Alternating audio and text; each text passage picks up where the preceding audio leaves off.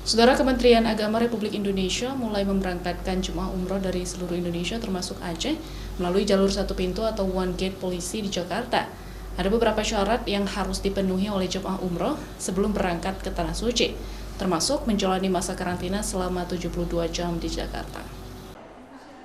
Sejak tanggal 9 Januari 2022 lalu, Kementerian Agama Republik Indonesia resmi memberangkatkan jemaah umrah perdana dari seluruh Indonesia termasuk Aceh melalui jalur satu pintu atau one gate polisi di Jakarta. One gate polisi merupakan kebijakan sistem pemberangkatan jemaah secara terpusat yang telah ditetapkan Kementerian Agama. Aturan ini mengatur seluruh jemaah umrah berangkat dari Bandara Soekarno-Hatta dan menjalani karantina di Jakarta atau asrama haji di Pondok Gede.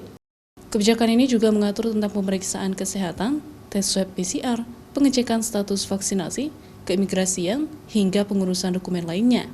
Sementara itu, setiap penyelenggara perjalanan ibadah umroh atau PPU di daerah diperbolehkan memberangkatkan jemaahnya dengan sejumlah syarat. Bagi jemaah umroh diwajibkan sudah menjalani vaksinasi lengkap, baik dosis pertama maupun dosis kedua.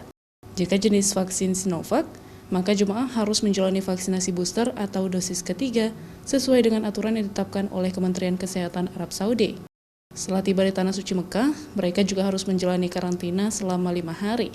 Terutama misalnya di suntik vaksin, kemudian PCR, suntik meningitis, kemudian juga terbangnya harus satu pintu yaitu di Cengkareng. Karantina awalnya juga harus di Jakarta, di Pondok Gede.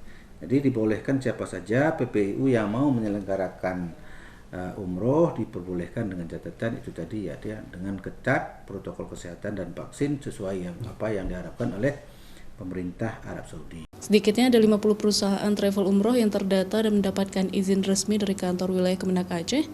Namun hingga saat ini belum ada perusahaan travel yang melapor ke Kemenak Aceh untuk memberangkatkan jemaah mereka.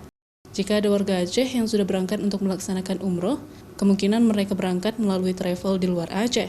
Diperkirakan biaya umroh akan lebih besar jika dibandingkan dengan biaya umroh sebelum pandemi, karena akan ada biaya tambahan untuk karantina dan juga protokol kesehatan COVID-19 lainnya.